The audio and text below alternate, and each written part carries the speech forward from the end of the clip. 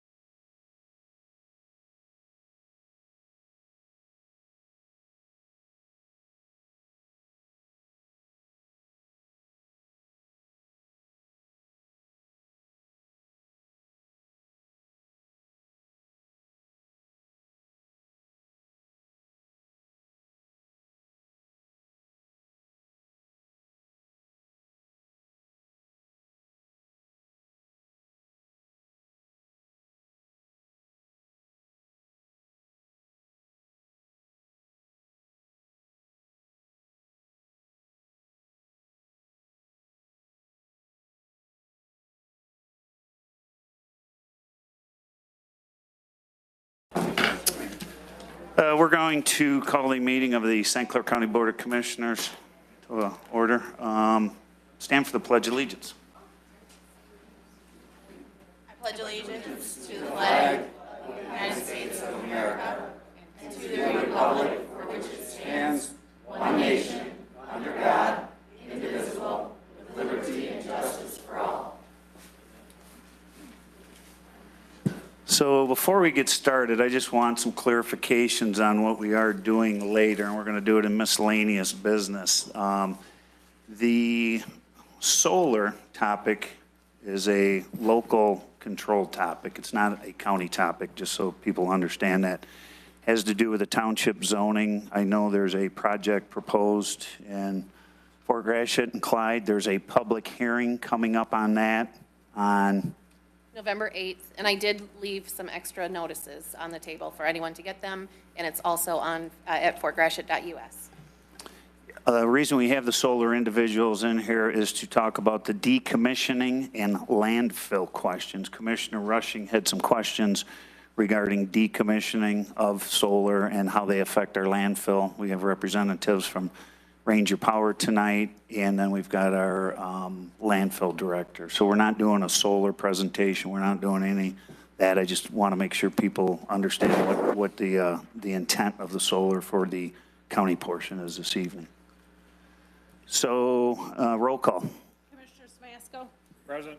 Commissioner Baldwin? Here. Commissioner Beeden? Present. Commissioner Torello? Here. Commissioner Rushing? Here. Commissioner Vandebosch? Here. Commissioner Chairperson Bowe. Here.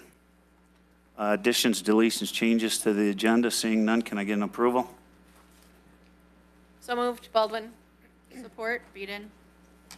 Discussion. All in favor? Aye. Those opposed. Item 6, minutes of previous meetings, A through C. At this time, I'd like to make a motion to approve and file the minutes of the September 14th, 23 special meeting and the next September 21st, 23 commission meeting and the October 5th, 23 standing committee meetings. Support. Discussion. All in favor? Aye. Those opposed. Item 7, proclamations A through C. This time I'd move to approve the proclamation designating the fall of 2023 United in Purpose United Ways of St. Clair County. We can take them all three, and then we'll get them to the appropriate people.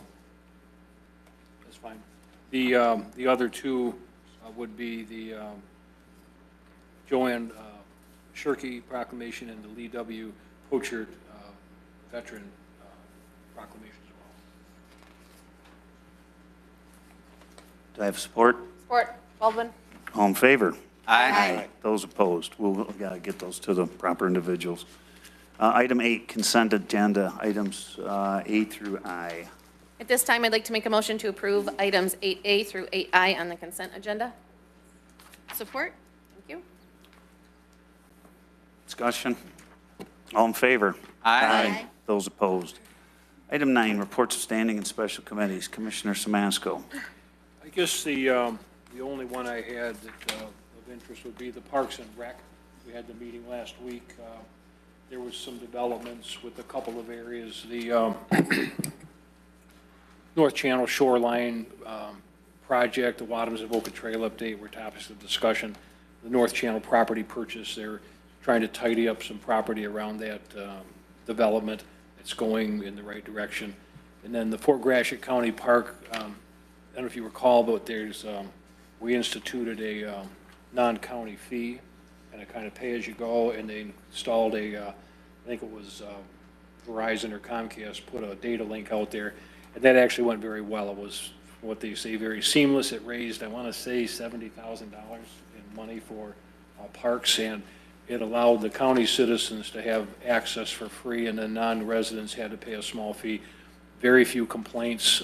Most people suggested that the fee was justified by the nature of the facility, that it was a very nice facility, and they were happy to pay the small fee to get in. So those are kind of the highlights. They are talking about a millage, coming up here in a while.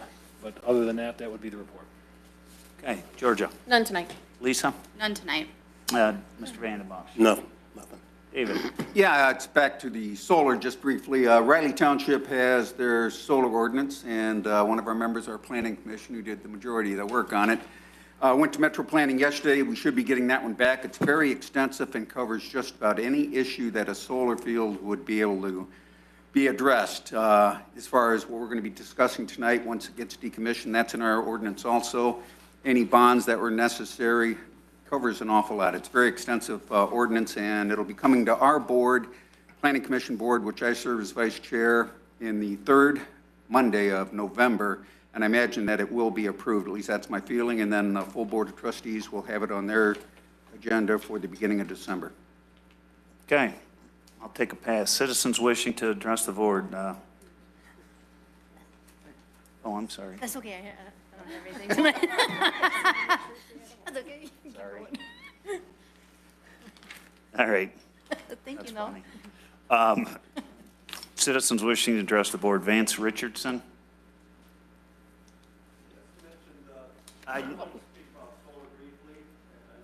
Mr. Richardson, You go to the podium, can you go to please? the podium, please, for the mic? Thank you.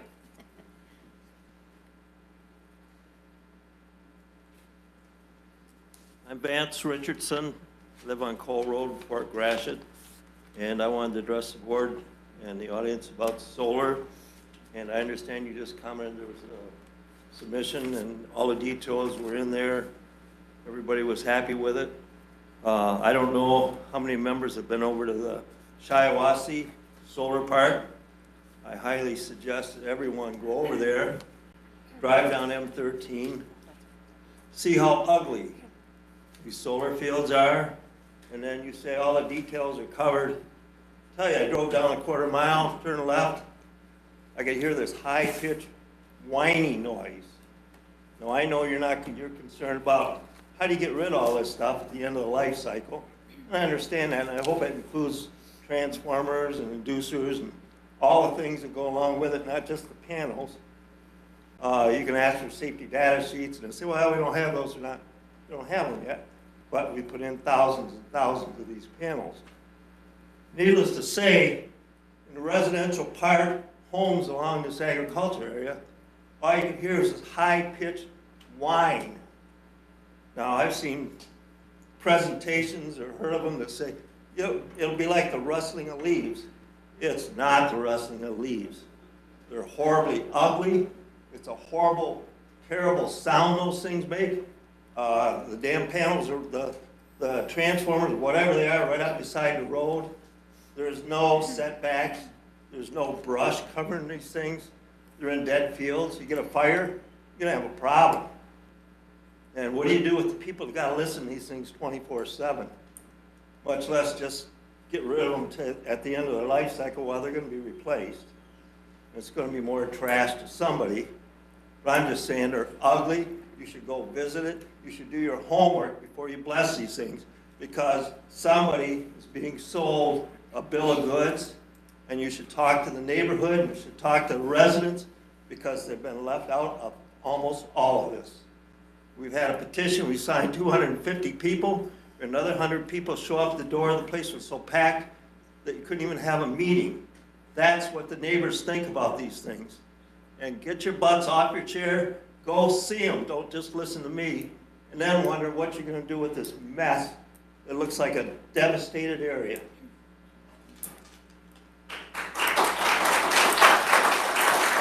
Jeff, if I could.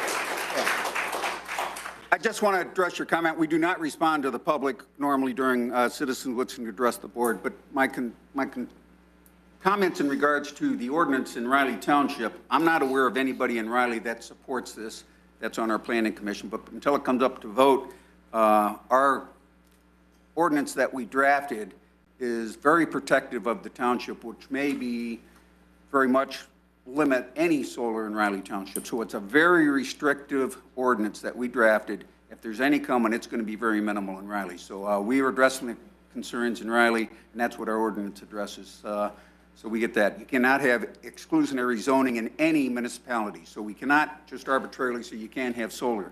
But ours is very restrictive, and we are very concerned with our residents. So we have addressed that. Just to add on to what Dave said, this is a local issue. The county does not have a thumbs up or a thumbs down on this issue. It will be handled at the local level. So Sandra Richardson?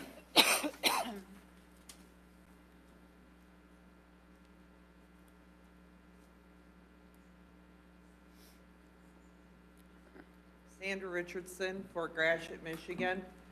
Again, Cole Road.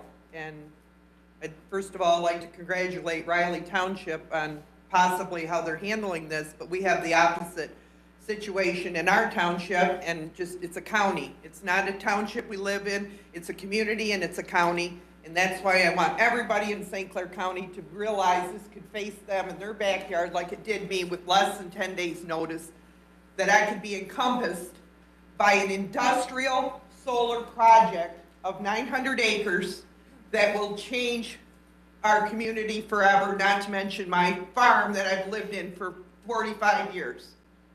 So what I'm warning everybody in St. Clair County is to pay attention, because they'll slip and slide ordinances in, they'll change them before you know it's even happened, and that's what happened to us in Fort Gratiot Township. They changed the ordinance to change our zoning from agricultural land to make it industrial special land use. It happened to me overnight. I wouldn't think about putting an industrial project in anywhere in the acreage we've been left and gifted by farms that is left for our agricultural land, and our children and every other farmer that wants to farm and not make a cheap and easy buck off of a project that the community and the boards are slipping through how they can get by with.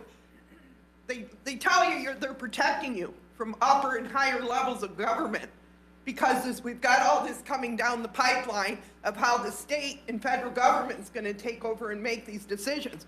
Don't let them fool you, because if the state and local government can do this any worse than what our local government's done, I say let them have at it.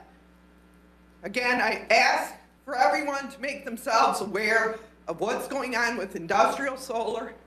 I'm all about green energy, and I'm all about saving the environment. But this is not saving our environment, it's not saving our land, it's poison. And I just want everyone to be aware. Thank you. Jessica Maynard. Jessica Maynard.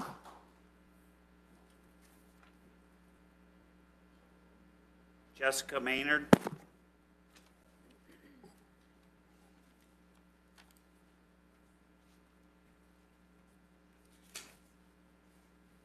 Good evening. I'd just like to, could I start out with an ARPA question? I'm sorry, I didn't write it on my card. Was there additional funds distributed in each district besides the original funds that were distributed? I know you don't have to answer questions, but I was wondering. Yes, there was. Yes, there was. And you know how much? $1 million per Thank you. district. And in regards to, I have most of my things are questions and inquiries in regards to the Fort Gratiot and Clair project, solar project. One is, where and how would solar panels and wiring with possible lead solar be disposed? And will no, not that one, can't be that one. Who would monitor waste buildup on the solar array site and make sure that these solar arrays or any other garbage was to be removed and appropriately disposed of in a timely fashion? If needed, would the owners or developers of the solar array be responsible for the extra cost to St. Clair County for disposing of waste, whether it be a St. Clair County landfill or an out-of-state landfill for the life of the facility, including decommissioning waste?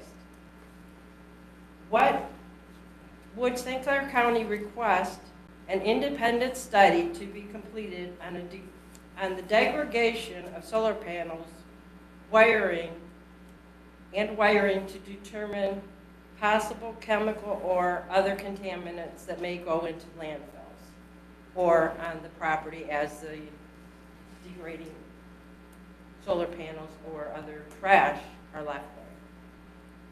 Would this study be performed independently from any energy or development company at the expense of the energy or development company. Thank you. Liz Masters. Liz Masters.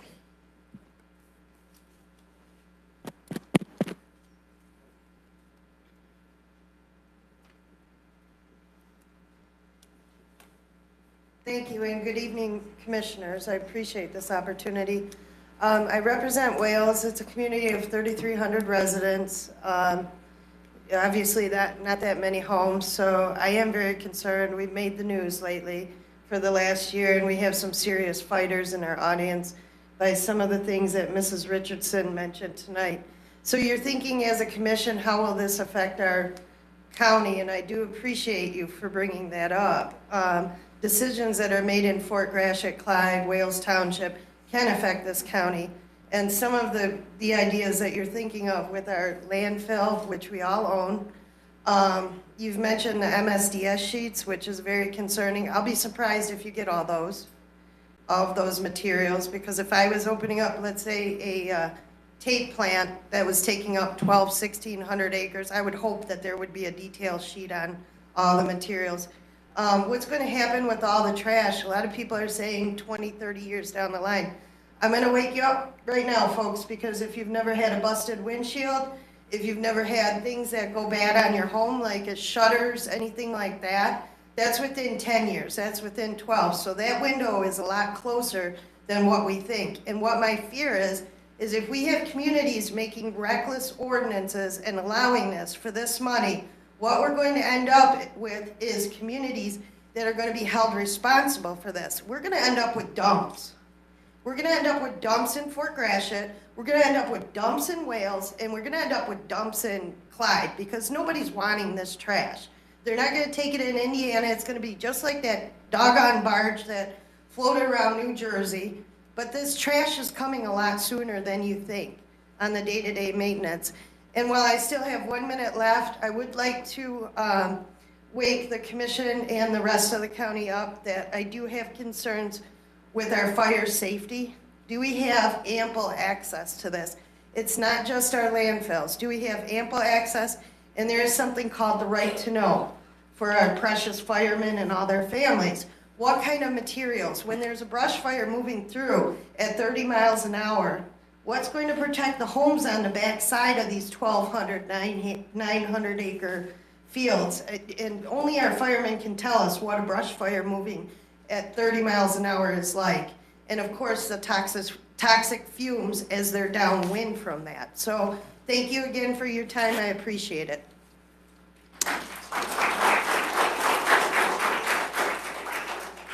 Harry Brown.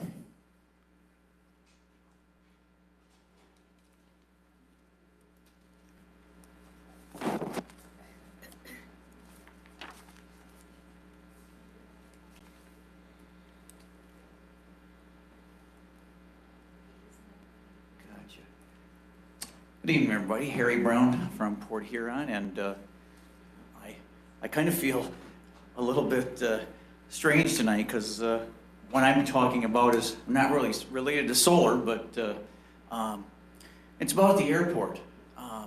We have a wonderful airport, but what I'd really like to see, and I don't know how other people have felt, I'd love to find out,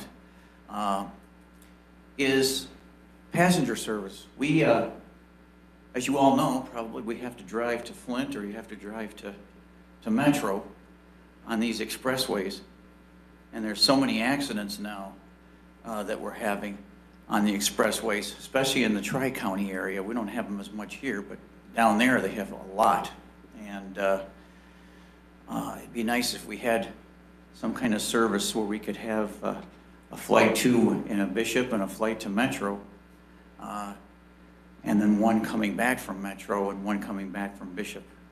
It would put a lot more money in the economy. I mean, I know the economy's doing well. People are moving here very rapidly, but it's something for the commission to consider.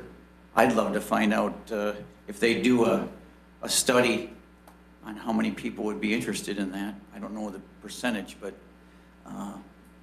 I know I am for sure. It's the expressways they're not going to get better.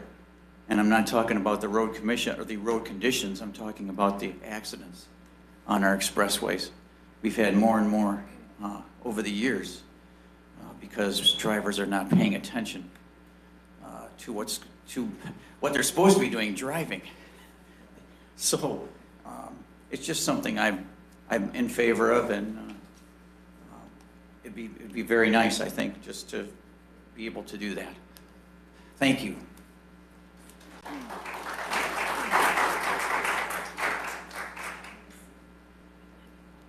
Jim Ware.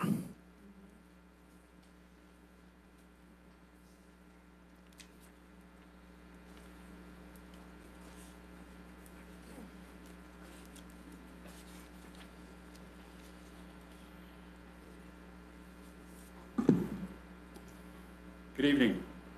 I'm from Clyde Township.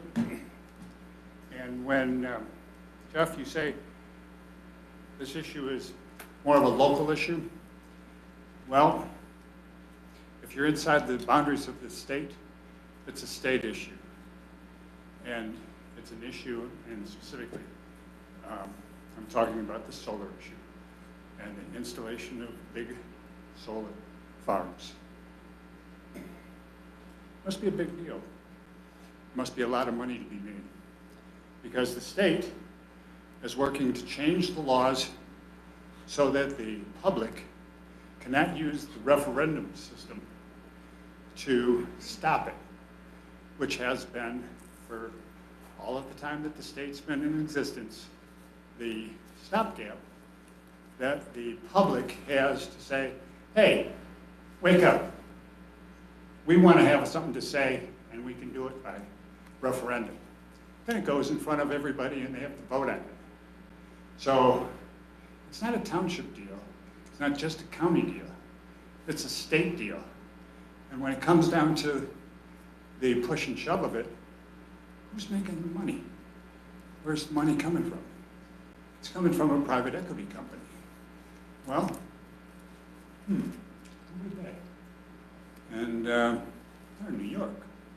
So that money's going to go back to New York. But before we go too far from our boundaries, we should also talk about who we're doing business with. If you go, everybody has a phone here, and if you go on your phone and do a search for Ranger Power, and you go past the first couple responses, which tend to be, well, if I was a business, I would have propaganda on there first.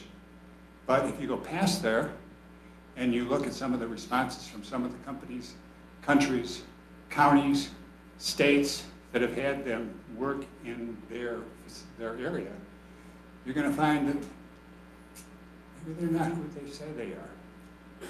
So we really have to keep an eye on where our money is going, because it is our money. How fast does it go? And when it comes to decommissioning, that's an interesting concept. But the government has never done that well.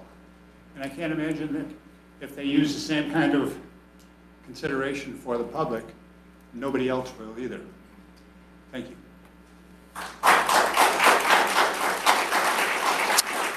Julian Ruck.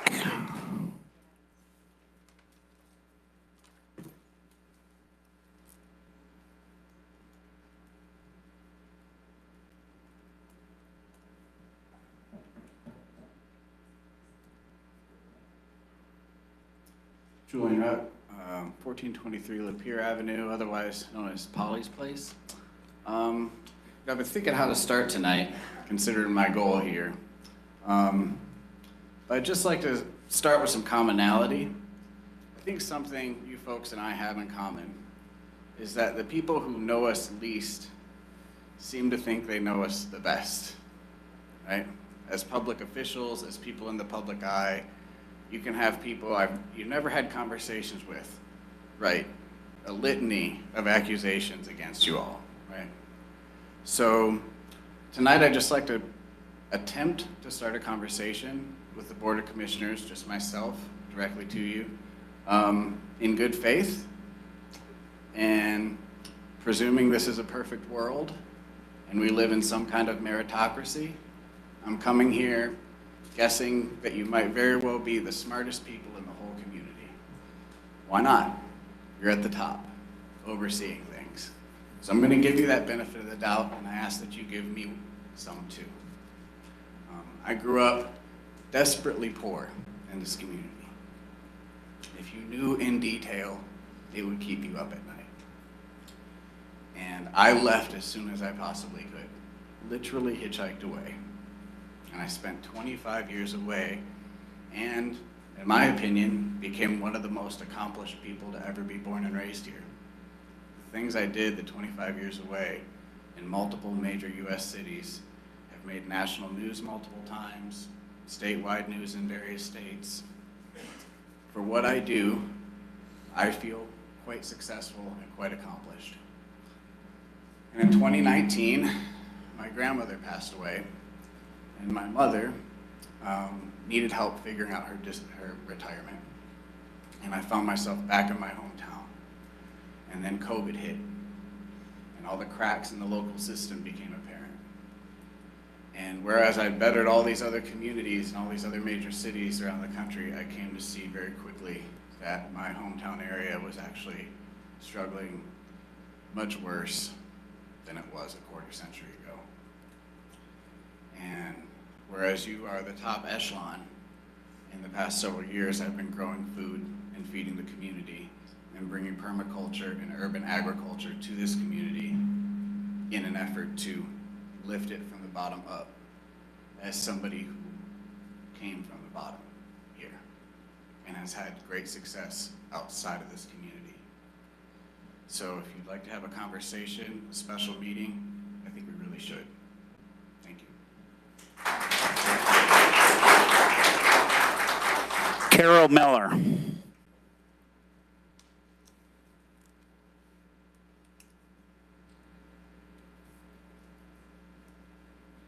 Good evening, everybody. Usually I talk about animal control. I've given up on that, just for the most part, because the transparency that I'm getting is nothing. I'm still going to field all the complaints and issues I have and take care of those that I best I can. But I wanted to speak on something else that's been really bothering me the last couple weeks. And Jeff, I'm going to direct this to you. The EDA. I called because I'm hearing all these things and I'm seeing all these lovely people come and talk to the board about things that are wrong with the EDA and things that they see that are not correct. I'm using the word correct instead of corrupt. So I took it upon myself to look at their website, learn about what the EDA is about. I called the EDA and I asked them when their next public meeting was so I could attend and learn more. I wanted to see for myself if what I'm hearing and what I'm seeing is truly what I'm hearing and seeing. I was met with a very rude person that answered the phone who told me that the public is not allowed to attend any of the EDA meetings.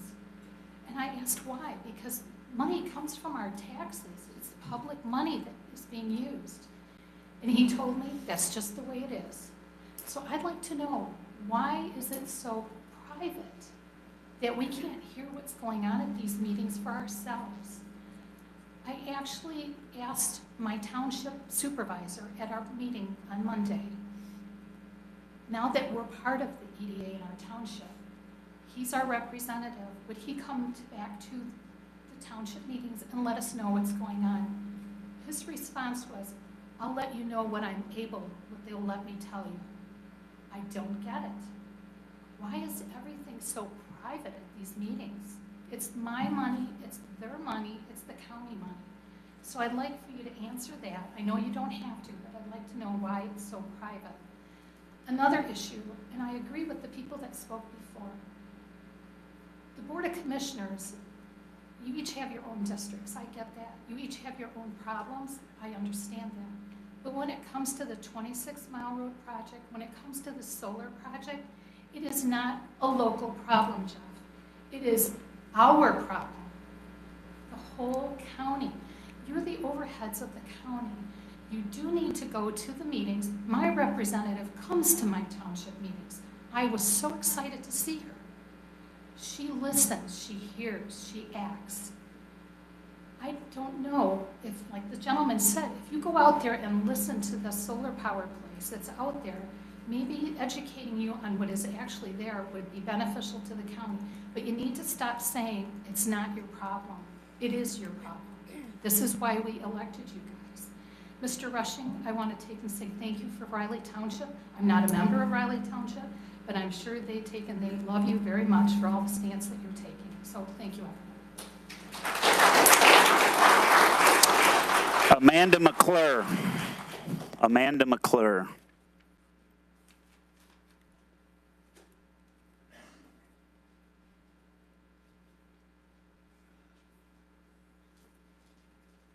Hi everyone, my name is Amanda McClure, Riley Township. So today I did some just quick research on Google, got some numbers. Who's got their phone?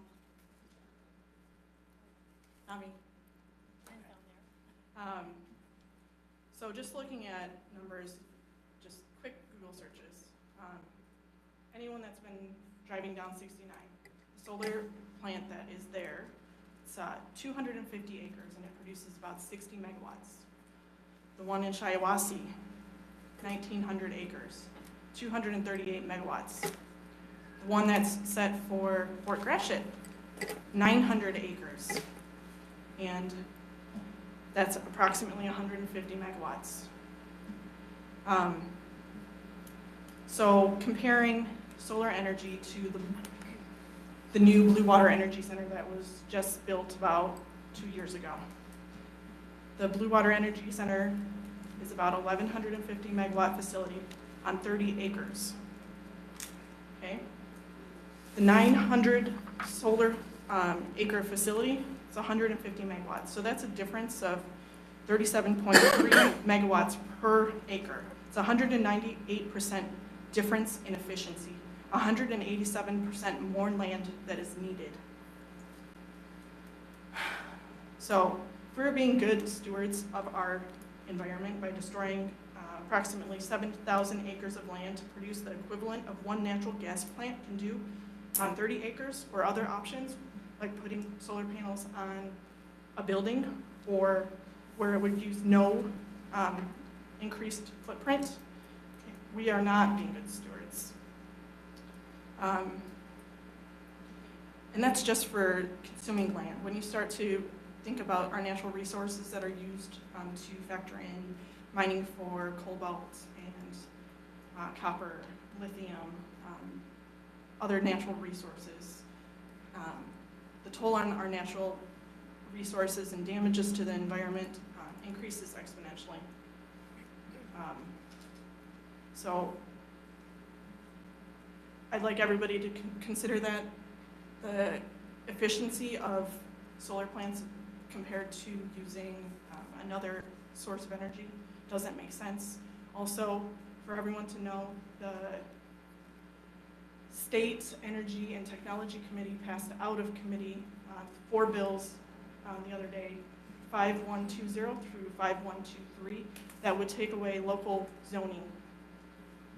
Those bills were introduced to the House floor, and now your representatives are going to have a chance to vote on it. Please contact them and let them know how you feel. Thank you. Kevin Glass.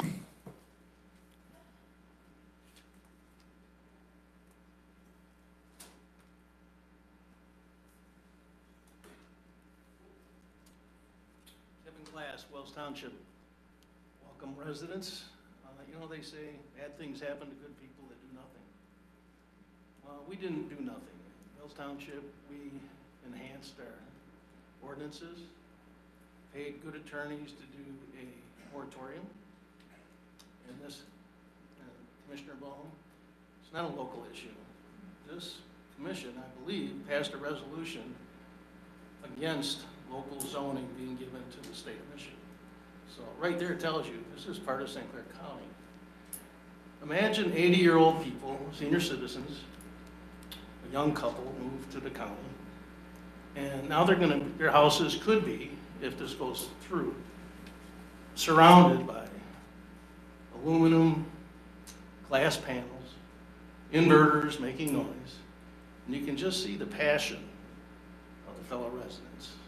When I went to the Fort Gratiot meeting, I just stood back and watched. I wanted to say a few things, but just watched. And the problem is, somebody's not getting the picture. This is not going to go away easy, but you have to fight for your rights and what you believe in. And I think we need to fight whatever it takes.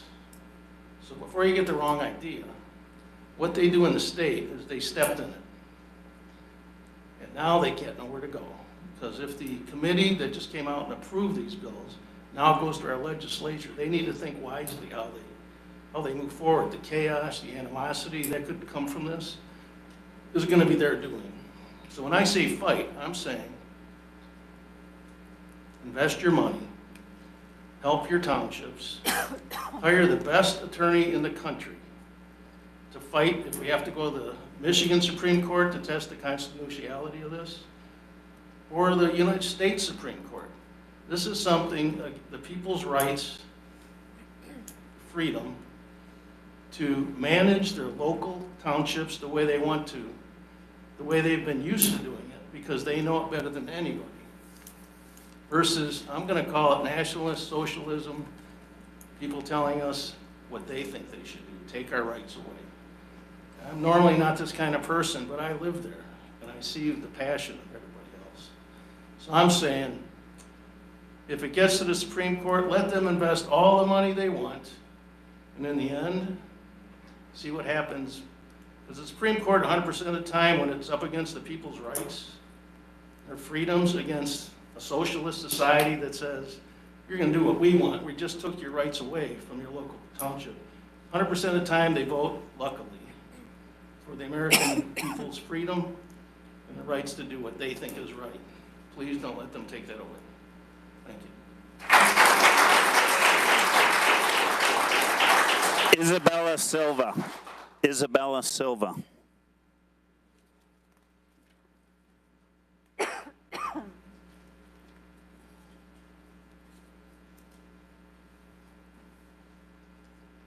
Hello, everyone. Good well, it's evening now. Thank you so much for your time. My name is Isabella Silva. I'm currently working in Port Huron and St. Clair County as the Central Michigan Clerk Engagement Organizer for the ACLU of Michigan, specifically focusing on election protection work across our region. And I'm really happy to work hand in hand with different partners and volunteers who are across this region. I'm here right now really as an engaged member of this community, and it's paramount importance that we ensure the integrity of our elections and the individuals appointed to the Board of Canvassers that play a pivotal role in achieving this goal. That is why, before you elect one of the nominees to the Board of County Canvassers, I strongly encourage you to exercise the power granted by the Michigan election law to learn more about the candidates by requesting certain materials. I wish to convey my trust in the system, including the St. Clair County Clerk, the municipal clerks, and our local elections have demonstrated their dedication to maintaining the highest standards of transparency and impartiality. This trust is the trust in our local election administration is crucial for our democracy. It is the foundation upon which we build trust to ensure every eligible voter's voice is heard. Unfortunately, with recent threats in our election system, including election denialism and misinformation, we have underscored the need for unwavering commitment to the principles of fair and accurate elections. It is essential that the individuals appointed to the Board of Canvassers remain steadfast in their duty to uphold the integrity of our elections, regardless of their political affiliations. Without more information about the nominees, however, we cannot be sure that they will do so. Therefore, to strengthen the trust in St. Clair County and our community, I respectfully urge the commissioners to take the following actions. Per section 168.24C of the Michigan election law, please exercise your authority to request additional information from the nominees to determine their qualifications and commitment to the role of Board of County Canvassers. Request nominees to provide a signed letter outlining their interest in serving on the board, their commitment to discharging their duties to the best of their abilities. Inquire about the prior election experience of the nominees, including their experience in canvassing elections. This knowledge will help access their preparedness for the role. In addition, I would like to remind everyone that our state constitution provides that a board of canvassers' duties is to certify election results, and ministerial, clerical, and non-discretionary. The board should not have any interference in election results, as this undermines the integrity of the democratic process. Therefore, it's crucial to select individuals who understand the importance of their role and carry it through. Thank you so much. Linda Schweihofer. Linda Schweihofer.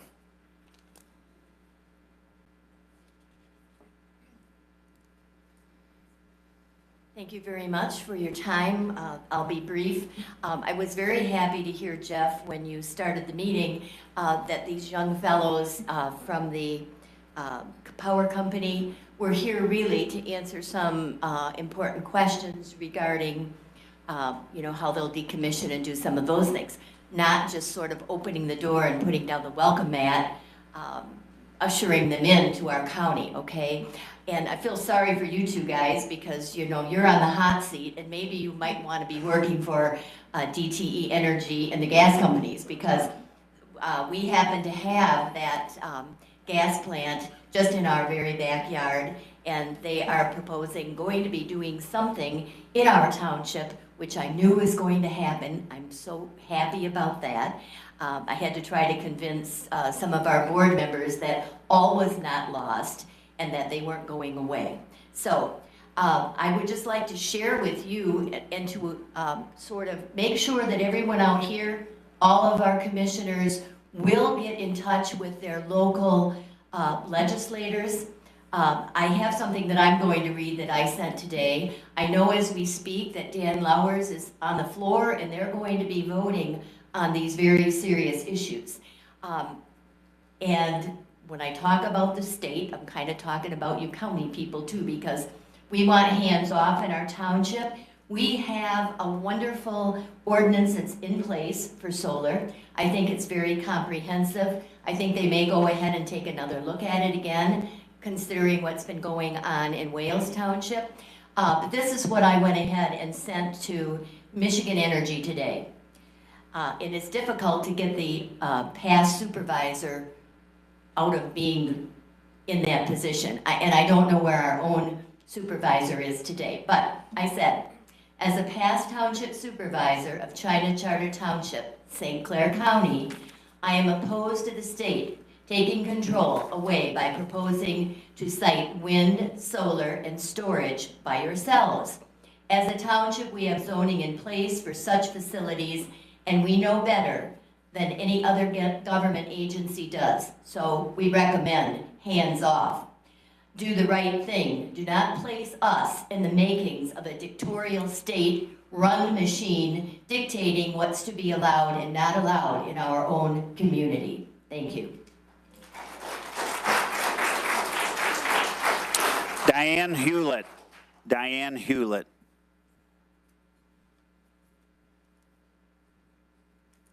Hello, it's Diane Hewlett. And first of all, I would love to say I am thrilled to live in Riley's Township. Thank you so much for Dave Rushing for getting out in front of this issue, and that is for solar. Kim did all the work, the majority of the work. Oh, bless you. She serves on our planning commission. She needs the credit. Amazing. Thank you so much. Okay. One of the things I would like all of you to answer to me, and I know you won't know, but do any of you live by a solar? And I will not call them farms because they are not. I want to know, is it in your neighborhood? Why do we need to take precious farmland?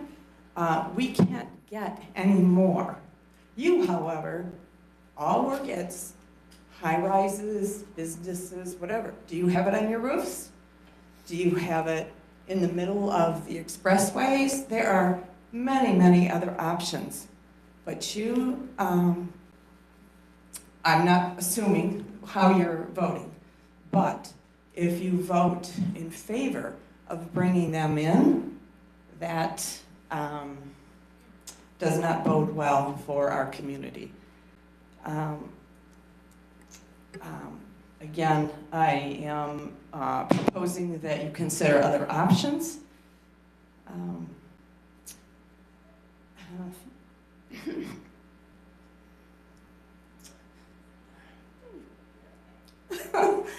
Catch your breath. Hold on. My son, fourth generation farmer that I know of, and I'm sure there are many I did not know before the grandfather, but 4 generations. And I want to ask any one of you, how dare you tell me, us, any farmer, what is best for them? I cannot even begin to fathom that.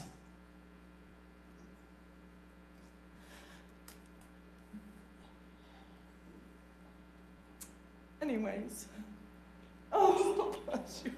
Oh, she's always there to help.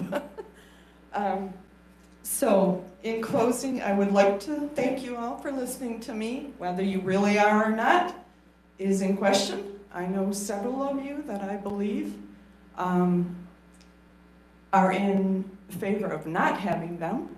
And I would just like to request any of you in particular who is for this to reconsider. And you young people, do you have grandparents?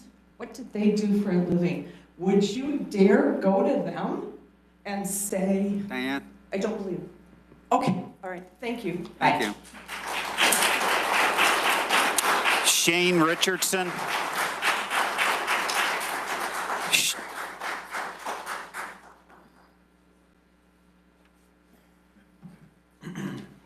Hello, my name is Shane Richardson with Fort Gratiot Township. Thank you very much, commissioners and residents, for your time. If anyone would like to hear the obnoxious noise that these industrial solar panel inverters give off, please see me after this meeting. The noise coming off of these inverters can be heard from over a half a mile away. I am wondering who pays for the disposal of these panels if the solar company goes bankrupt. On one drive in Fort Gratiot alone, 26 out of 30 residents were in favor of declining this proposal or postponing decision-making until the township can conduct their own independent studies about the situation. Shiawassee County approved 1,200 acres and later approved another 500. You can say that this is only 900 acres in Fort Gratiot, but who is to say where this will stop? Mr. Rushing, the majority of residents of Fort Gratiot that I speak with while canvassing with this topic are furious that the only people that live within 100 yards of these panels have been notified by mail of this, as it impacts the whole community, not just the select few that live next to them. I would take that into consideration when working with your township. Well, the township is actually Georgia. I have 6 townships. Fort Gratiot isn't one of them. No, I know. I'm talking about in the future. I understand that. That does not impact you. I do agree. I spoke with one resident from Shiawassee County who lives next to these panels. He mentioned that the contractor putting these panels together was burning pallets and dumpsters that caused a fire, which needed to be put out by their fire department and faced a fine. This same resident also mentioned reports of an individual stealing gas from their fuel reserve tanks and getting into a chase with their police department. While we have this county wanting to expand campsites and parks in the area, and we need to consider what image we would like for this county moving forward. We already have chemical factories, a nuclear waste site, and landfills in this area. I would like the county to realize that this is a long-term project and it impacts the reputation of these townships and the county as a whole. I believe that all townships in this county owe it to the taxpayers and the residents to conduct their own independent studies to consider the long-term impacts that this will take on the environment, wildlife, residents' home values, and the Great Lakes. Thank you very much for your time.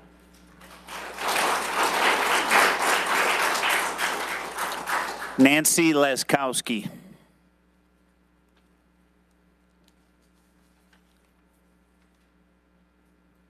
Thank you for your time tonight, commissioners. I come to you from Tuscola County, but I have experience in some of this, and I'd like to share some of those experiences. I understand you're trying to stick to the county lane, So I am going to talk a little bit about the economic impacts of that, but you can't talk about any of the economic impact related to renewable energy or energy in your community unless you talk about the impact that this has. And you have to understand that both DTE and Consumers Energy have a 90%, but they have a monopoly, 90% monopoly on the power supply in the state of Michigan. Along with that, they have a guaranteed 10% return on investment in the investments that they're putting into here. So every time one of these projects comes along, no matter what the cost is to your community, your ratepayer money is going to go up. So that's an economic impact on all of your residents. When you're talking about that, you're talking about landfills, so you brought that up. Please look at some of the other communities that had to take the wind turbine blades and all of the other things, and look at what that did. They're having to put more landfills in just to account for the trash from this. I would like you also to look at your county to the north. Sanilac County did an economic impact study on what this was going to do to the overall economic viability of their community. And when they talked about 1% loss of agricultural ground in Sanilac County for every 1% lost, it was a negative $6.9 million impact to the community. Why was that? You have less fertilizer sales, less seed sales, less things needing to be repaired to put into your farm industries, and less output. So any of your agricultural-based businesses are going to have to go farther to get the feed and everything that they process to feed our animals. I also want to talk to you about the drains. You're talking about putting thousands of acres over time, so many, many, many square miles of impervious surface over your agricultural ground. Has your drain commissioner considered what that means? We all know a drain assessment on our tax bill is always one of the worst things to see hit. You're talking about that economic impact that's going to come. Have you talked to your equalization director? Because you're going to end up with tax tribunal cases. Tuscola County entities, just to defend the tax tribunal cases, and this data is from 2 years ago, had spent up to $2 million fighting tax tribunal cases, only to lose those cases in a court of law. Now, DT and consumers have come in and negotiated the back payments, so the monies that were escrowed will not all have to be paid back. But if they had been, some of these schools would have been taking the money and having to pay back up to $1.3 million. Thank you for your time. Sandra Tannehill. Sandra Tannehill.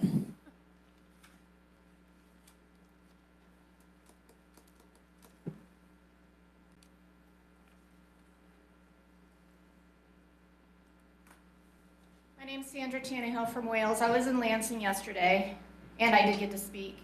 Rural America is rapidly being industrialized at the expense of many for the profit of a few. A few residents with leases profiting and an energy company should not be the ones making final decisions to alter the entire township and county landscape. As citizens, we should not be begging for our own government to preserve essential agricultural and rural land. It will take hundreds of thousands of acres of Michigan farmland to supply the energy for the state using a 100% carbon-free agenda. Because of the unending greed of the renewable industry, we will soon find our entire countryside filled with these monstrosities. Our children and future generations will be the ones paying for this costly industry. Their essential land and food sources will be lost. We can tell our kids about environmental toxicity in the landfills they will fill, how these industrial materials are deemed and discarded as biohazardous materials which most landfills can't take, yet we're expected to live next to them. They will tell you they can be recycled. They don't. It's too costly. We can use California, Texas, and all other countries as an example that have failed with unreliable green energy, that has resulted in blackouts that citizens couldn't keep their lights on and their homes warm. This will only get worse as we will be dependent on the weather. We can tell our kids how energy companies will be building acres and acres of solar panels, noisy inverters, toxic battery storage facilities, miles of access roads, metal fencing like prisons, transformers, overhead transmission lines, industrial substations, underground electrical cables next to their homes and where agricultural land is, which we once preserved. They will experience lifeless homes that have industrial solar fields, towering wind turbines bordering their property that they can no longer build on, and they will seemingly need to travel to see an unscathed landscape. This will no longer be pure Michigan. When the prescription for saving the environment is to destroy nature, then it's not the solution. This green agenda push has citizens believing this is free energy because the sun shines and the wind blows and it's going to save the planet. This is what they want us to believe. We're good at saving the planet if you can ruin the lives of the people living here. Science and what other states and countries have experienced now know that differently. Let's learn from their mistakes. We are not collateral damage. We've invested our blood, sweat, tears, and money into our homes for our families. We've elected our local officials and government to preserve this for us and future generations.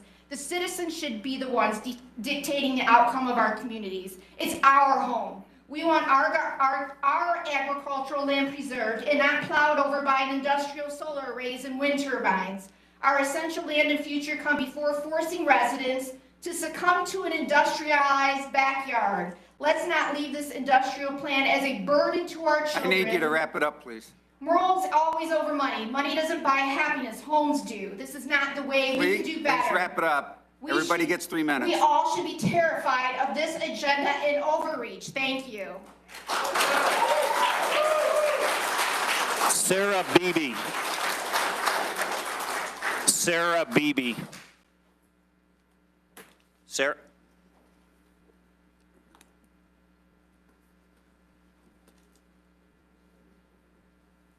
Good evening, thank you. I am Sarah Beebe. I am a nurse by trade, and I am a hobby farmer by choice. I live on 8 acres in Fort Gratiot on Kerrigan Road, right down the road from the proposed site of these solar fields. My main reason for coming up here to speak to you all tonight is the fact that Fort Gratiot Township kept the board meeting minutes hidden for 1.5 years. And Georgia Baldwin, I'm specifically addressing you, okay? All right. So they only revealed the minutes because we started questioning things. So shame on you, again. Shame on the entire Fort Gratiot Township Board. It would behoove the residents of St. Clair County to investigate the St. Clair County Board of Commissions, because who knows what they're hiding, just like Fort Gratiot was. That is unbelievable. I am so disgusted.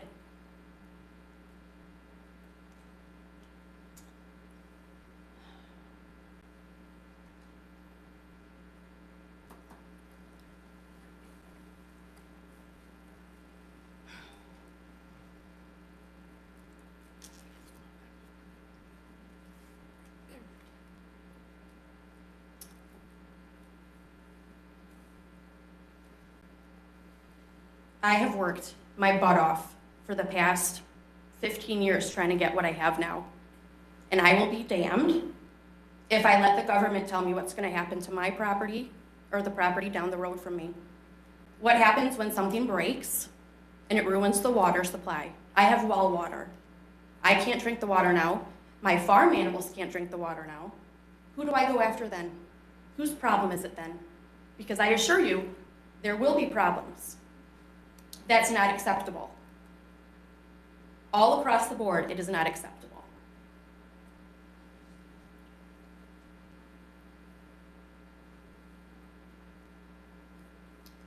I took an oath when I served in the Navy that said against all enemies, foreign and domestic. And domestic means local, and that includes the socialism that this gentleman was talking about. And I will not be tread upon. We won't be tread upon. So it would behoove you to listen to the residents of Fort Gratiot Township about what we want, and not just the residents who are lining your pockets. Because I'm sure you are getting kickbacks from this. And you can laugh and be smug, but we all know what else is being hidden. Well, it'll come to light. Thank you. So, unfinished business. Seeing none, what I am going to do, since we've got everybody here is for the solar thing, I'm going to let Toby and then Matt with Landfill, you guys can come up there. And I know there were some specific questions that Commissioner Rushing had previously on some of the decommissioning. Matt, you want to come on up too? You're moving that up, Jeff, from miscellaneous business? Yeah, I was going to do these guys under miscellaneous, but we'll do it because everybody's here to hear this, so. Well, I guess I could start because there's going to be more questions than I'm going to ask initially. One of them is there any potential hazardous material in these solar panels and any infrastructure involved? Sure. Thank you, Commissioner Rushing. Just quickly want to give a thank you to the folks that invited me here today. My name is Toby Valentino. I'm a development manager with Ranger Power. We are proposing the Portside Solar Project in Fort Gratiot and Clyde Townships here. I want to talk about why I'm here today. It's to answer questions from the commissioners. It's to show that we have a commitment to being a part of this community, being active, answering questions. I think if you talk to folks locally, you might understand that my phone number's starting to get around, my email's starting to get around, and that's for a reason. I'm here to be a resource. I'm here to answer questions about our applications that have been submitted to both townships. They are public information. I would encourage anyone who's interested to read those application materials. I would encourage you to ask township officials about those application materials and so that they can provide those to you, because those show what we're proposing. If it's not in those materials, you can ask me about it, but I want to make that very clear. I want to also address the fact that there was a lot of questions here today that we want to address. There are valid questions about solar projects, similar to what we did and my colleague Drew at the Clyde Township meeting and what we hoped to do at the Fort Gratiot Township meeting. We took a ton of questions away from that meeting. We spent the last week working to find resources to answer those questions, whether they're resources that we have, I would say, in-house or looking at research to quell some of these concerns. And we provided those to both the townships, the commissioners. They're widely available. I handed out the Portside Q&A that I gave out today. So to start with that, this is a common question that we get about toxicity, waste, things of that nature. It is something I answered in the Q&A. There are no toxic materials in the panels that we're proposing. That there's steel I-beams in the ground. There's no concrete at the bottom of those. There's racking that goes on top of that and panels made of glass, aluminum, polysilicate, etc. So I think that's a short answer. Thinking about time today, I don't know if I have a time limit here, but no, you don't. And I just want both of you to feel very comfortable. I got legitimate questions that I want answered. I'm not trying to be adversarial or anything. I have concerns for who I represent. That's why I asked for this. I drafted a short paragraph for all the commissioners, and I wanted to have that addressed. I appreciate Steve Smasco. He had got you guys to come here tonight. The information you're talking about is that old 4-inch book he's got over there. And I appreciate Steve Smasco being an attorney because that takes an awful lot of reading and to get through there. So on the hazardous materials, and I'll try to get as specific as I can from my knowledge, is there any heavy metals inside the solar panel? Oh, well, doing a photo op. Go ahead, Dave. Yeah, so we've shown spec sheets of the panels that we're providing. We're willing to share additional information on them. Are you aware if there's heavy metals in the solar panels? I'm not aware in the ones that we're proposing, no. Are all your solar panels provided by the same supplier? No. So. Yeah, well, let's ask a clarifying question there. Do you mean at every single project we construct? No, just this one at, I'm concerned with St. Clair County because what's going to potentially happen, and I hope I don't take too much time because we're here to answer questions. I'm concerned about St. Clair County and the potential hazardous waste.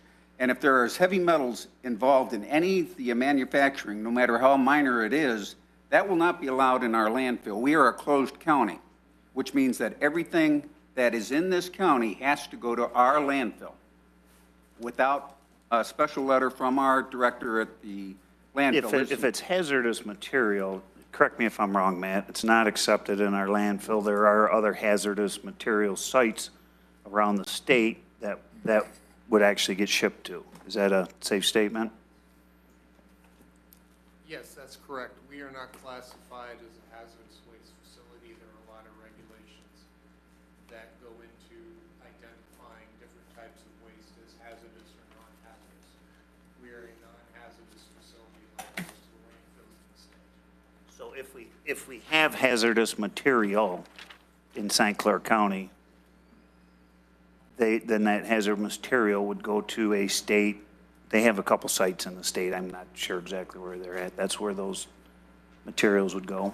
There is a hazardous waste facility in Belton. Okay. And I know there's one across the river over in, But to say the hazardous waste is staying in the county, Dave, there's Correct. places where it goes. And just to be clear, these panels are not hazardous waste by any means, and that's well documented. I understand that, and I'm going to get your perception, but from my understanding, there is heavy metals that are required for the manufacturing. Are you saying there are definitely no heavy metals in these solar panels? What I do know is that there's no hazardous waste produced by these panels. Okay, heavy metals are... I can get back to you on that. If you would, please, because I would want a specific on that. Yeah. And I'm not. which is fine. I'm not trying to be adversarial. I just want some answers. In regards to Fort Gratiot Township, they are asking for a special use, and I believe it's a specific use. And in your documentation and all that stuff you handed out, I printed a lot of it out and read it myself. The agricultural land, you're stating that, and correct me if I'm wrong, but you stated that it remains agricultural. That's in your documentation in your book. Okay. How is it still agriculture? There's a couple different ways it's still agricultural. I'm easy, so I mean, Yes. No, I'm happy to. I'm also not trying to be. I'm just trying to explain. I think one of the ways is that the projects are decommissioned, so it is not an impervious surface, which we heard today. It's not true. The projects are decommissionable very easily. So the other is that you could consider solar a crop, right? You are harvesting the sun. Please quiet down. We are having a meeting here, and we want questions answered. I'm happy to keep going here. There are comparisons to housing. There's comparisons to natural gas plants. No house or natural gas plant is going to keep that land lying fallow, regenerating, and then being able to go back to an agricultural use in a way where you could do a crop rotation. Okay, we have, and just my concerns, So those are just a couple. I could keep going, but go ahead. Potentially, we have some, it might be every 10 years, but we get some hailstorms that are excessive. Is it potential that the entire 900 acres, that entire field could be damaged and every single solar panel could have to be replaced from a hailstorm? So let me just keep going on the agricultural point as well. Under PA 116, these projects are allowed on PA 116 land. It's actually one of the ways that we are required to decommission the project. It's a requirement of land enrolled in PA 116, but that's actually a direct way to show that through the PA 116 program, allowing it, for those that don't know, it allows agricultural land that's signed up to PA 116 for solar projects. So that's a direct answer to that question. Can I ask you on that particular one? On PA 116, those are lands that are actually been signed up by the farmers at the state level. What it doesn't do is change the zoning at the local level, which a master plan, every municipality within the state of Michigan are required every 5 years to have a master plan or have it updated. Now, just because they're enrolled in PA 116 does not mean that they can change the zoning for it. And that's not your question, but so I'm going to disagree with you. If because I have 160 acres, and I've been contacted to potentially put my land in to solar panels. I choose not to, but that's my own choice. But if there are crop farmers that are currently out there, which was addressed earlier in concerns, we do a lot of soybeans. There's other crops. Soybeans and corn is a lot what's grown in St. Clair County. Once these panels are put in place, that no longer becomes a farm that can do grain crops, cash crops. You potentially could put sheep in there. You can't put cows, because I remember doing cows when I was a kid with my grandfather, and the cows would rip your stuff up. Yeah, so you can put sheep in there. We sent you materials of that at our projects. So you can definitely do that. There's apiaries, there's wildlife that is not just active, but regenerated by these projects. We are proposing pollinator habitat throughout the entire project area, deeper roots, reducing runoff. There's a lot of examples of environmental benefits of these projects. I want to go to your question about hail. There are algorithms that these projects use. The panels track the sun, and during storms, there's also algorithms that protect the panels from these kinds of weather events. So we have had hail events at projects. We have had heavy wind events. It's common. I'm born and raised in Michigan. I understand the weather patterns here. We have had absolutely no issues at our projects, including projects that have been built in Michigan, yeah. Another question I got, and this is a proposal. I thought I probably got it in my briefcase here, but it shows that, at least for our ordinance in Riley Township, we're not going to allow any batteries on the properties for solar if it comes to Riley. What'll happen from there, you also can't do regulatory zoning, but the state is proposing that separate facilities that will house many, many batteries, and they got all different styles now, not just lithium, that do have hazardous materials that are going to be potentially allowed, and the state's addressing those in those 4 bills that'll go toward the floor. Are you, at your facility, proposed Fort Gratiot? Because this is going to affect the entire county. That's why I'm concerned about it. Yes, we are not proposing a battery at this It's going to go right to the transportation and right from the solar panels put into the grid Correct. system. That's what we're proposing, correct. Okay. I might have more, but let's see. And good questions, all good questions. I think, everyone has questions clearly here today about the project. I'm available, I'm around. This might not be the best forum for everyone to ask questions. I mean, it's a good way for us to field questions, but in terms of responding to everyone, which is something we care a lot about, giving me a call, sending me an email. And I think want to hear it from us. Jeff does a great job, and this format, in my opinion, is very good. It's try to make it as unadversarial as we can, try to answer as many questions, get as many answers as we can from this, and I'm sure you're going to have many other questions. I think the intent was on the decommissioning and the materials. That was the original. Yeah, I have one more on that. Okay. And I'll just round this to 1,000 acres. Potentially, this 1,000 acres, 900, if throughout the 23 townships within St. Clair County, 50% have solar fields on it. We have potentially 10,000 acres, if everybody gets, half of them, gets that 10 to 12,000 acres of scrap. Because these are 900, it's going to be, at some point, it's going to be a 900-acre scrapyard. It's going to be decommissioned. I don't mean to interrupt, but I sent you a resource on this because I actually knew that this was a question that you had. I believe it's in front of you too. So I think that would be helpful to cite because it won't be 900 acres of, I think that would be a mischaracterization. Okay. The 900, how many would it be? Because I know you got setbacks, and I imagine that it's going to be within the township ordinance with their zoning. You're going to have fences there, because I got another question in regards to the fencing. Sure. On your fencing that's going to protect the property. Well, would you like to go back to the waste quickly? I know that was one of your questions. Okay. So if potentially we have 10,000 acres, and of course it won't be 10,000 total, take 20% off that. 8,000 acres of material that potentially could go to our landfill. There's a huge difference, with all due respect, there's a huge difference between the number of acres and the actual size of potential waste. If you're looking at worst case scenario, which everyone is of course concerned about, recycling versus landfill, et cetera. So let's strictly just talking about worst case scenario, what everyone is saying, these panels will not be recycled, et cetera. There's a leading researcher at Michigan State University who talks about waste, who's cited in the article that I gave you. And it shows the difference between waste from coal ash, waste from municipalities, compared to renewable projects, solar projects. And it includes a visual. That's something that I shared with all the commissioners, all the township officials. It's coming from me, but it's coming from real research done.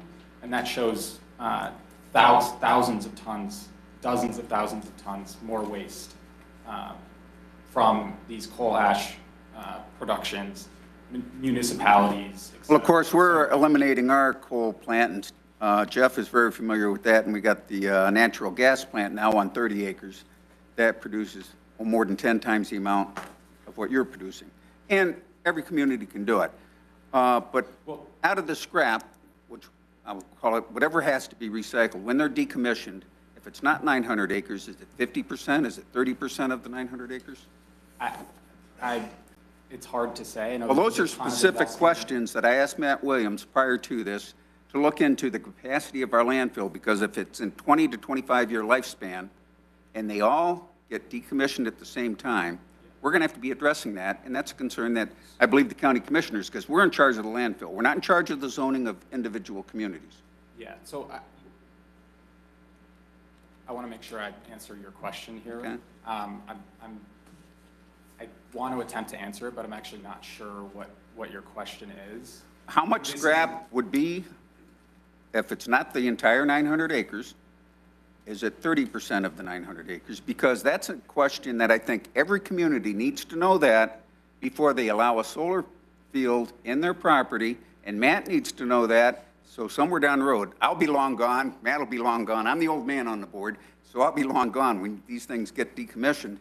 But I'm looking out for our future generations, and that's my job is for District 6 anyways. I guess I got a question. When you say scrap, any friend that I have a couple friends that do a lot of scrap, they tend to go to a scrap yard. Those things get melted down, they get repurposed. They're not just showing up at the junkyard, right? So I'm assuming scrap on panels would be held no different than scrap metals that you would source other. If we don't have the specific answers. Well, so with all due respect to Commissioner Rushing, I provided a resource on this showing how the comparisons of other real sources of what you're calling scrap. I want to make sure I'm talking about the same thing, but at this point, there's millions of dollars being invested into recycling panels. It's the same thing as recycling other things in that there's investment into recycling because that's a way to keep resources and expand. Well, I'm not concerned. It's kind of like comparing previous quarterbacks to today's quarterbacks or sports statistics over the years, the Boston Celtics in the 60s. Okay. I'm not concerned at all with what you're comparing it to other scrap. What I want to know is the specific. I'm not comparing it. It's That's what you said, though. And you said in comparison to other, there's more scrap. Right, but I'm just saying that's not my comparison. It's documented research. I'm not concerned with that. What I'm concerned with, potentially, what would end up at our landfill. Right. Maybe none of it will, like he said. I don't know that, but I think every municipality should have that question answered, and Matt should have that answer for who's ever running our landfill, that potentially, and I said 10,000 acres, maybe it's only 10% and it's only going to be 1,000 acres and it's not a concern at all, but I don't know that. Okay, so you're asking me. What is the potential scrap that can go to our landfill? I wouldn't be able to answer that. Then, because I do not know. Wouldn't any township be able to say, well, we can't give you permission or go forward with this project until you can answer that specific question? Because potentially you're putting in hazard in our... Again, they're not hazardous. Okay. Well, please, be quiet. And I'm going to look into that myself, find out, because from my understanding, there is heavy metals included in the manufacturing of these solar panels. You're saying they're not hazardous, heavy metals is. And if that's in the solar... Okay, go ahead. And I'll look into that more. We all need to look into that. But I want specifically what could end up at our landfill. I want to know what potentially can end up in the water system. Did Eagle get involved in this at all to get approved permits for you guys? Okay, so Eagle does There is a permitting process with Eagle. So you for have- all wetlands, drains, et Just, cetera. just for Fort Gratiot, you already have Eagle's blessing on it. We do not, because this is the first permit we get in the long permitting process. You don't have an Eagle permit, and Fort Gratiot is going to approve you prior to. That is the process, correct? So Commissioner Rushing, so one of the, when it starts with special land use, should the planning commission choose to approve, construction can't begin until any of the other permits. There's MDARD that does some permitting, Eagle does permitting, EPA does permitting, St. Clair County Drain Office, St. Clair County Soil Erosion and Sedimentation Control, St. Clair County Road Commission. So what in one of the questions that one of the planning commissioners in Fort Gratiot, because that hearing isn't until November 8th now, a question that has come up is how many acres, so based on where it could be, to your point, taking out setbacks and things.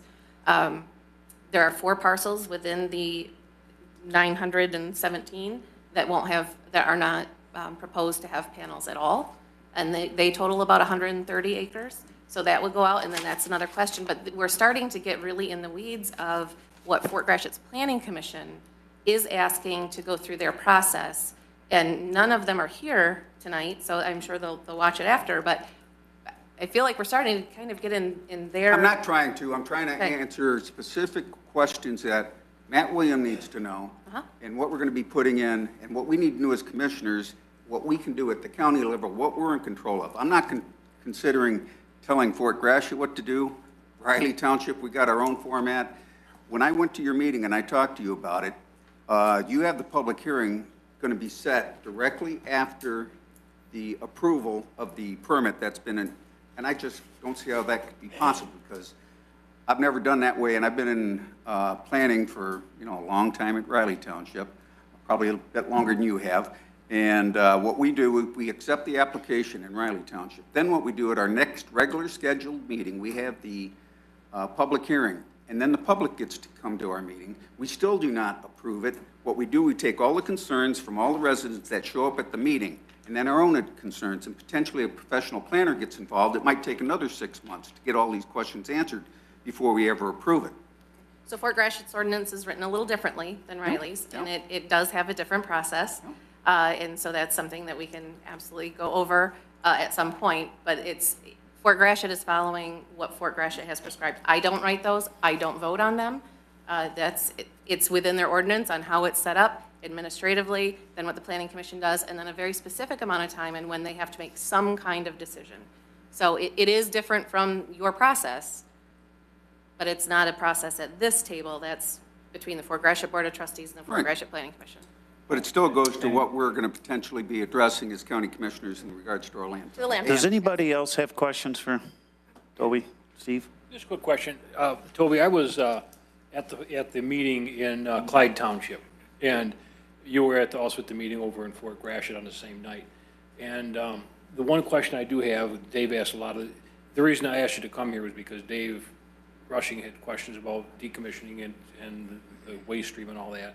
I knew really nothing about it. I knew you'd have information on it, and because you were at Clyde Township and were helpful, I thought you'd be helpful here. And on that note, one issue of bonding. Now, I know the decommissioning, this application that you submitted is probably 750 pages. It's broken down into like 12 or 15 different sections. One's decommissioning. I would tell people that Mr. How would you pronounce your last name? Valentino. Valentino has answered every question I had, including putting his answers to the Clyde Township questions in writing, 7 pages, 20 answers. I thought that was outstanding as far as being forthcoming about what they're doing. I ask a lot of questions. I like asking questions. I know how to ask questions. I know how to get answers. They're answering every question I have, and I'm doing my best to get up to speed, as everyone is, on the solar issue, on the broadband issue, on everything else that comes before this board. But on this point, one point I had on the bonding, the decommissioning is scheduled, the decommissioning is planned for, and it talks about bonding. So it's also bonded to pay for the decommissioning. Is that correct? There's multiple different forms of decommissioning. There is a bond through, I can also walk through the forms of decommissioning. I'm going to be really brief. My understanding is that the way this works is that when it comes time to decommission that you're essentially guaranteeing the proper decommissioning through bonding. Is that true or not true? For example, through MDARD, that would be an example, yeah. Okay. But there's multiple different ways to. Just very briefly, so there is a process to assure the proper decommissioning, and through MDOT or through other several various ways. Right. That's all planned for in this application. Correct. So, and we walk through that in our application materials. These are not, these are commitments contractually that we have to abide by in our agreements with every landowner. Believe it or not, decommissioning is actually something that landowners that are participating care a lot about. So we have to abide by those decommissioning rules in our agreements. I guess what I'm trying to do here is, as our board chair said, he says it's not a Cole County issue.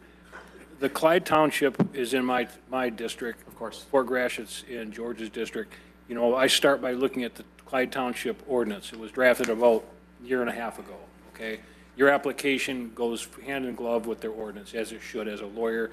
And I would encourage anyone that wants to look at this, you can get it from the Township Hall. Mr. Valentino answers his phone after hours and any other time. They'll provide information if you have questions. And that's what I'm still on a journey here to get information. But the way this works is Clyde Township has their ordinance, Fort Gratiot has their ordinance. You've applied under the lawful process that that community has established. You've done your application, which is evidently quite thorough, and you're going forward with that. And now you're here to answer questions in a public forum, which is what I was trying to encourage for both Commissioner Rushing and everyone else, to go to the source on issues of the waste and so forth. So am I here on the issue of what we're here for, is our board chair says, to talk about the effect it may have on our landfill. Just to go back to my original question on, I know down the road it's going to be 25 years, maybe even more, 30 or 40 years, depending on how the technology works out. But when the time comes to decommission, it is planned for, correct? Correct. And it's, you've done the best. I noticed one of our township officials asked for a material data safety sheet, which I asked you to pull out for me. That was actually in the application. The actual materials you're putting in is contained in that application. So people, if I get some time, I'm going to look at that and see if I can figure out and answer what some of Dave's questions are. Well, how nasty are these things? What are they made of? If I can find time, I'm going to try and do that. But we got your opinion on it. But my point is, people want information. Misinformation is the worst thing that can happen in government, and the worst thing that can happen with the commission and the public. We're just trying to get good information. Your information will be, I want to say biased, but you're from the company, so you're going to produce information that supports your project. What we do is we look at other sources and vet everything and come to some conclusions. But at the end of the day, it is going to happen in my district under this township ordinance. It is going to be the planning commission in that community that's going to decide whether or not you meet what criteria they've set up, and this board will not pass on it one way or the other. We couldn't if we wanted to. We do not have constitution or statutory authority to pass regulations on solar. That's not allowed under Michigan law for counties, but we can protect our landfill. So, you know, I thank you for coming here. I think the questions I've had are pretty much answered, but I just wanted to make a record that people can call you, and you have your cards, you're available, and he has tons of information with resources. Of course, he's trying to make a sale. He's here from the company trying to say why they want to do this. And there's other sources I've seen. People are sending me other sources from all kinds of things that are contrary to what he's sending. That's just how we gather information. But I want to thank you for coming. And that's... Any other questions for Toby? Toby, thanks for coming. Okay. We're going to take a little 5-minute break here and bathroom break. Then we're going to come back to the new business.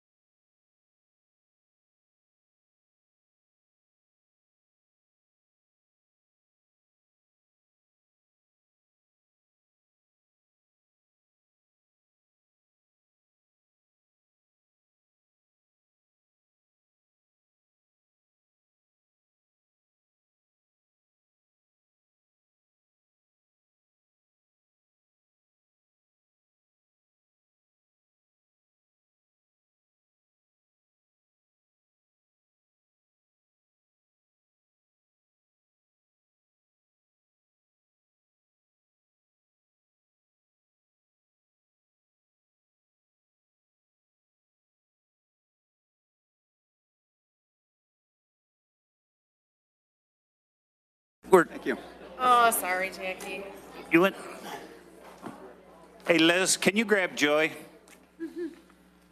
Or Linda, do me a favor and grab Joy Torello, would you?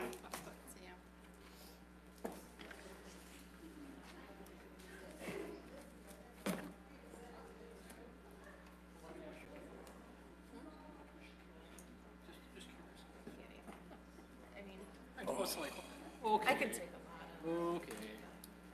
I know.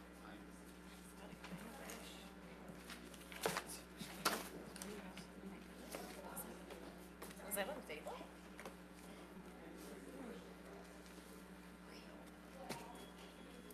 I understand. Sorry about that. Oh, it's all right. All right, we're going to get going back here. New business.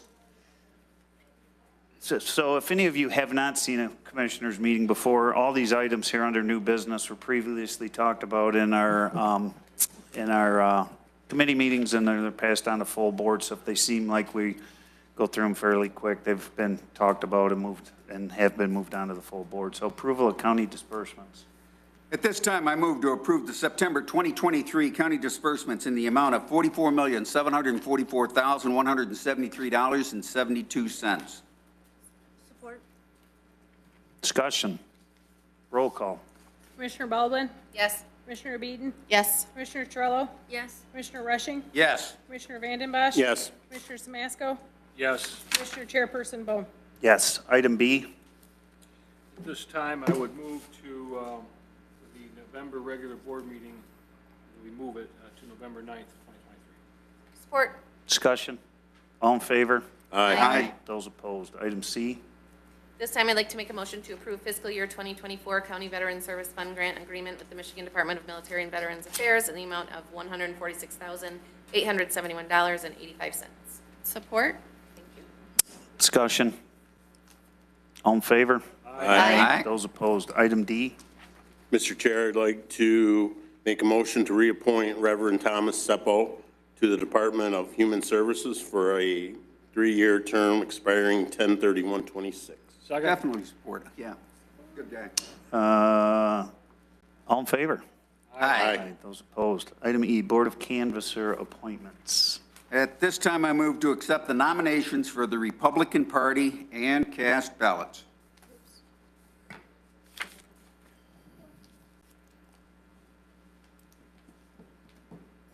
Torello supported.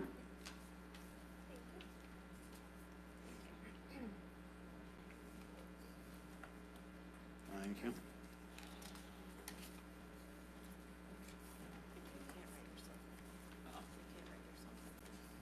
Really? You know me so well. She can write me. Yes. Oh, thank you. What? Your last name is hard to spell though. You gotta sneeze it. It's a mess. Thank you. I've been called worse in high school. I know. You would never have expected that. I know, Lisa. I can tell. Barry Mugridge is selected for the Republican Party Board of Canvassers.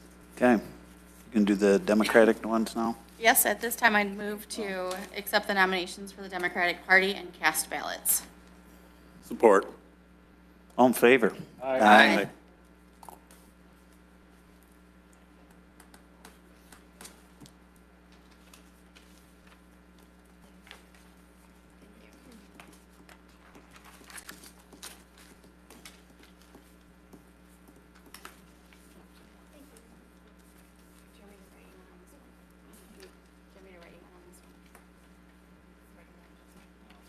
I'll be Democrat. Yeah, why not?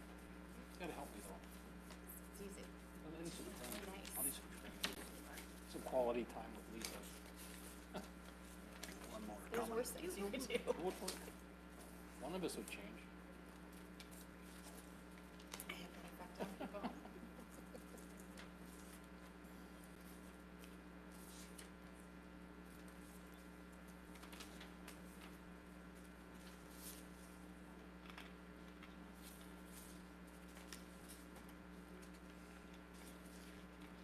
We have 3 for Ruth Hebalewski, 3 for Yvonne Williams, and one for Patricia Frank. Yeah, we got to do another one Yep, between, Patricia, or sorry, Yvonne Williams and Ruth Pawlowski.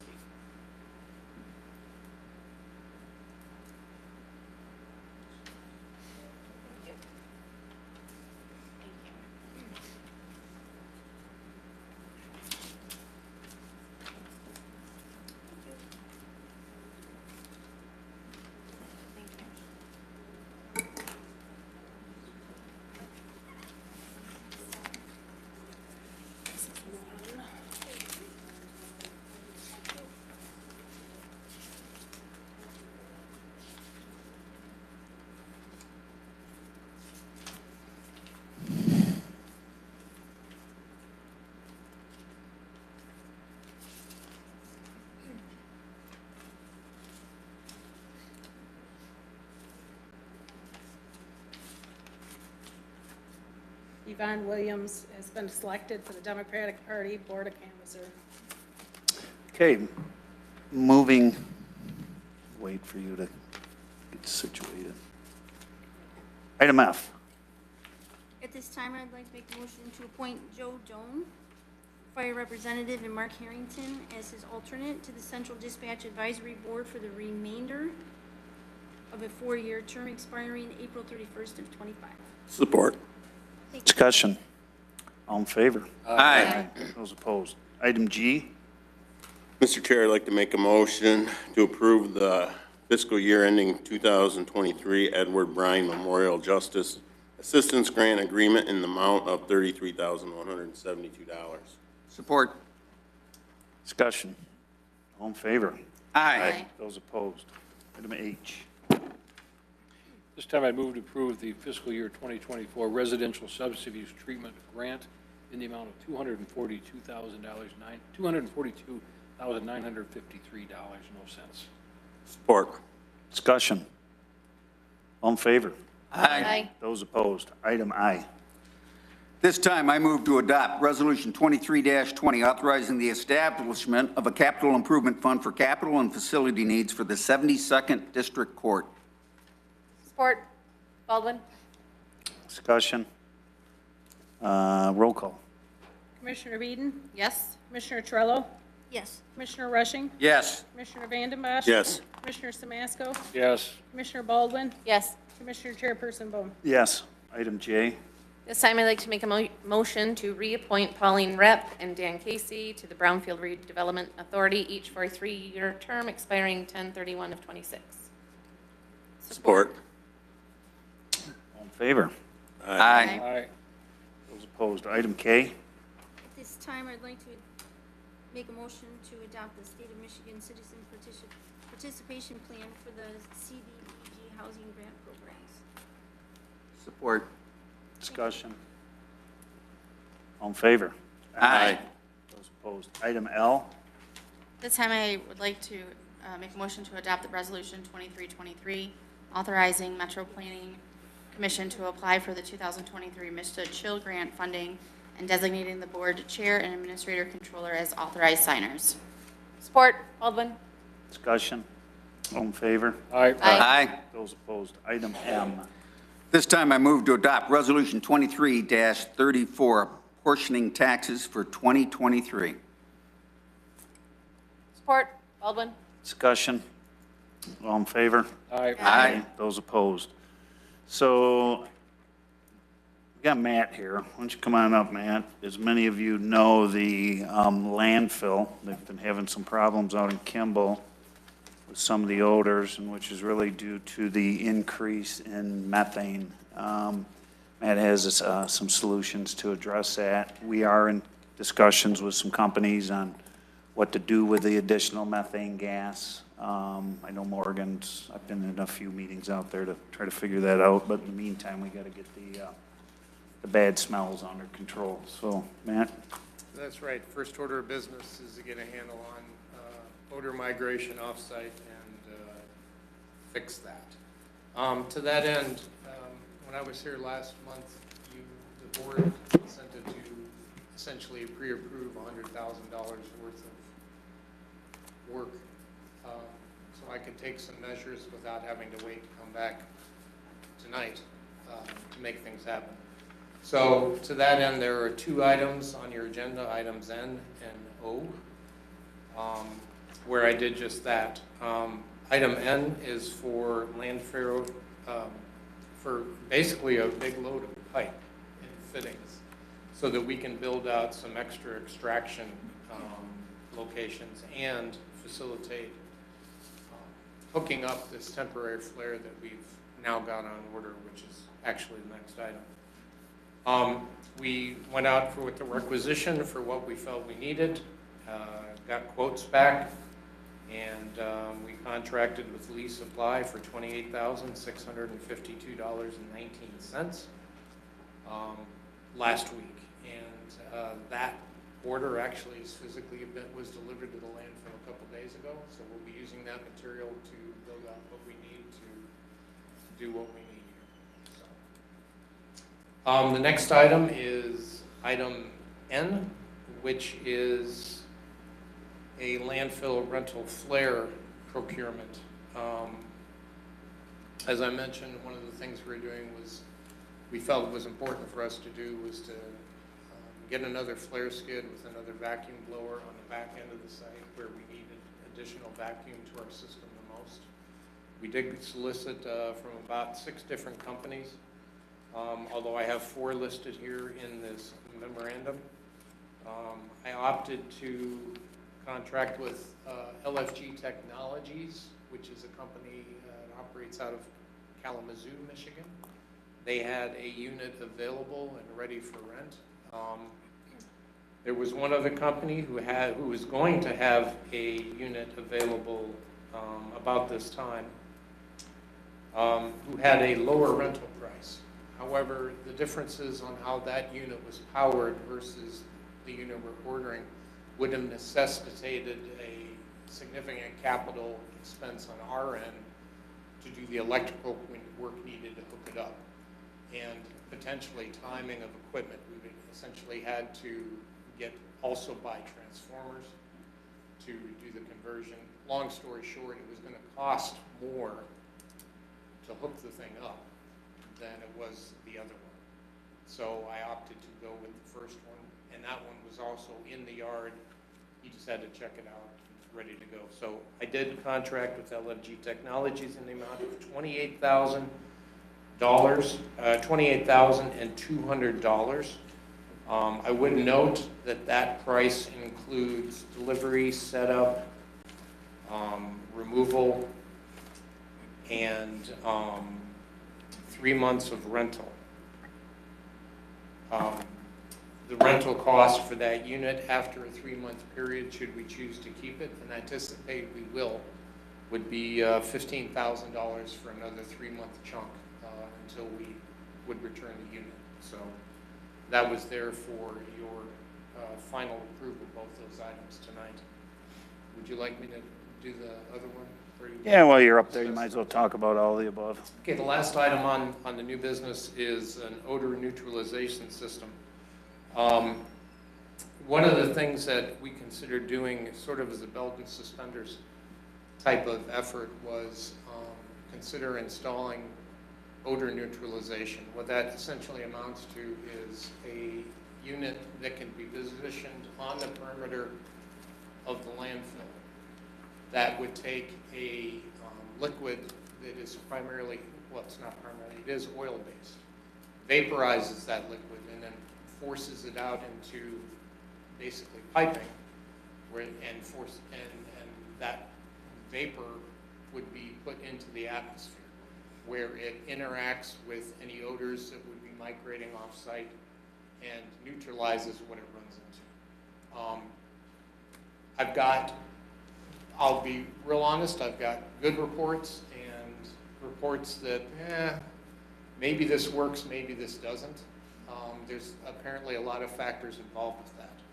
I'm recommending that you approve me to purchase a unit such as that. And of course, the intention would be to position that right in the area where we've got the biggest problem. I think under certain atmospheric conditions, when the wind's blowing a certain direction, it could be useful and could help the situation that we have for the residents who live closest to us, specifically on the southwest corner and then the village of Smith Creek to our west.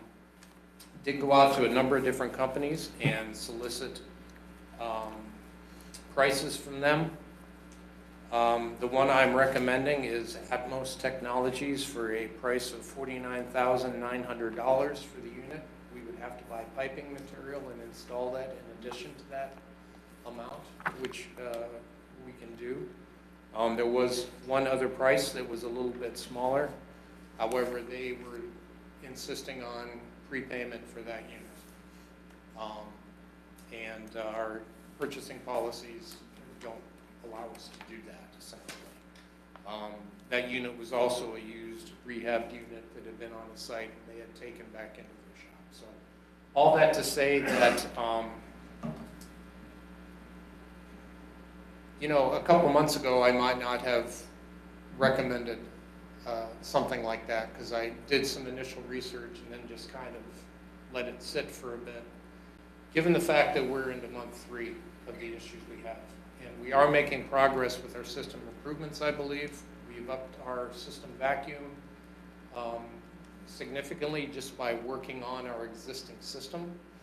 And we've increased our flow of landfill gas that we're pulling into the front of the site by about 200 cubic feet per meter, from 1,400 to 1,600. It's an indication we're collecting more of what we need to. We're not yet there yet. But given the fact that we're 3 months in, I think it's a good faith effort for our neighbors, and it may be of a significant benefit potentially for our neighbors close. So I'm asking for approval of that, of a purchase of that system from Atmos Technologies from the board. Okay, item N. Yeah. Any questions? I'm sorry. No, questions for Matt? Steve? First piece, the flare and the piping, that's for sure. This Lumi for landfill or whatever it is, this oil you're going to put in the landfill, you're going to trade you're going to trade a stench odor for a chemical odor. I mean, can we wait on that? We have frost coming, winter's coming. You know, could we do the flare first and then let's see where it goes in the spring? Maybe try the oil, whatever. Well, it's this particular system. There's 2 types of systems. One is a mister type of system that adds water and moisture to it. This is essentially a dry system. The oil is vaporized, so it could be used in all weather conditions and freezing temperatures. I guess my point is, it sounds like, well, the first impression is it doesn't sound that great to me. It's a little bit, quite a bit of money. We want to help the citizens, obviously, and I don't mind spending on the chance it'll help. But would it be prudent to say, you know, we'll have frost in the ground here shortly. We're going to flare these things and vacuum the stuff out. Maybe that'll take care of it, you know. And then if it doesn't, once the ground freezes, I'm assuming that's going to stop the migration because you're going to have an ice cap covering that landfill, or is that not correct? I wouldn't guarantee that it would stop migration out of the landfill. Because it's warm, there's heat. Our primary focus, of course, this is an extra. Our primary focus to increase our vacuum and provide more collection for what we're not getting. That's what's going to get us to where we need to go. So you're thinking it's worth the risk? I mean, if it doesn't work that great, at least we're trying everything we can to alleviate the odors. Basically, yeah, just doing what we can to help out the residents who live nearby. It's been bad out there. I'm good. I hate to say it. Okay, item N. Yes, at this time, I'd like to make a motion Who's to approve. got item N? Support. Discussion. Joy hit it. Roll call. Commissioner Torello? Yes. Commissioner Rushing? Yes. Commissioner Vanden Bosch? Yes. Commissioner Samasco? Yes. Commissioner Baldwin? Yes. Commissioner Beeden? Yes. Commissioner Chairperson Moore? Yes, item O. Yes, at this time, I'd move to approve the rental agreement with LFG Technologies for the landfill flare in the amount of $28,200 for a 3-month term. Support. Discussion. Roll call. Commissioner Rushing? Yes. Commissioner Vanden Bosch? Yes. Commissioner Samasco? Yes. Commissioner Baldwin? Yes. Commissioner Beeden? Yes. Commissioner Torello? Yes. Commissioner Chairperson Bloom? Yes, item P. This time I'd like to make a motion to approve the purchase of the Atmos Technology system for an odor neutralization system for the landfill in the amount of $49,900. Support. Discussion. Roll call. Commissioner Vanden Bosch? Yes. Commissioner Samasco? Yes. Commissioner Baldwin? Yes. Commissioner Beeden? Yes. Commissioner Trello? Yes. Commissioner Rushing? Yes. Commissioner Chairperson Bone? Yes. Item 13, Administrator's Report. Excuse me, Jeff? Yeah. do you mind if I could just make say something quick regarding the solar discussion and the landfill. What's critical to me to know is volume, if it's going to be able to be landfill, and a rough time frame of when that's going to be. I think that's kind of hard for them to define. We do have a lot of room left, but 25 years from now, we're going to have less room left. So that's what I look at. Can I accept it? Can I not? If I'm able to accept it by regulatory diktat, we'll take it and we'll manage it. The question of volume is a valid one because we're talking about likely 25, 30 years in the future, and we potentially will be getting pretty close to our end of site life by that time. So. Question for him, Jeff. But ferrous and non-ferrous metal would not react with the septage and create methane. I'm sorry. Ferrous and non-ferrous materials would not react with septage to create bio. I don't know that to be true or not true. I would imagine no. That's all. But I'll need to look into that. I still cannot believe that they're not going to, that you would not recycle things like that with the metals. And I mean, it's just. Well, you remember the days, Jeff, when we had the recycling bins and we spent $235,000 a year to have recycling picked up and hauled? It was more than that. I remember it. And where did it go? Where did it go? It went to the landfill because no one would buy the waste. Yeah. You know. Well, according to DTE, the panels that they've been using are glass, copper, and aluminum. And so there is scrap and salvage in the copper and aluminum, according to DTE. So I went to a source who is not associated with the project. The glass is what is tougher to recycle because there's not a market for it. The bigger problem will be people stealing them and taking them up to Transcore. Well, and I think That's where that the I aluminum and want the- But have you seen the coal ash piles down in China Township? Have you ever seen how big those are over by the? It's a mountain. It's a mountain. It's bigger than our landfill. So By when you far. talk about the impacts and those types of things, I mean, it's big. Well, it probably bears additional consideration because, you know, in Fort Gratiot and Birchville, there are continually more and more permits for residential solar panels for their rooftops. So I think we'd run into the same thing, but if there have been, 10 houses in the last 4 months, I don't know the lifespan of all of those, but, Well, maybe I from a know- building department standpoint.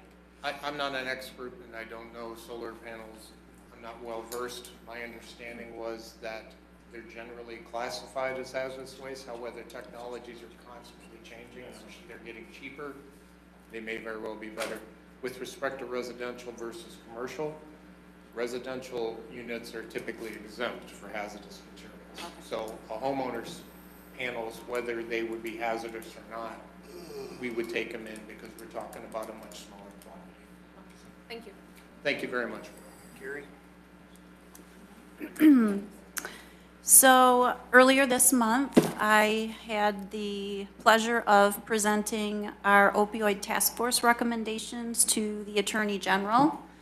She was here and we had about an hour and a half of her time, so she got to hear what we're doing with our opioid funds. I also got to make that same presentation to the CHIP committee as well as the Michigan Association of Counties. We do have some more funds that should be coming to us later this year, early next year with some of the new settlements that are coming. So our internal committee does continue to meet, refine our process, and we'll have some further recommendations for you later this year, early next year. The RFP for our ARPA consultant was due on Tuesday. We received 6 proposals back that we are currently reviewing. We'll be setting up some interviews and we hope to have a recommendation for you in November so we can get the consultant on board for some of the district projects. Weren't the MAC ones all full capacity?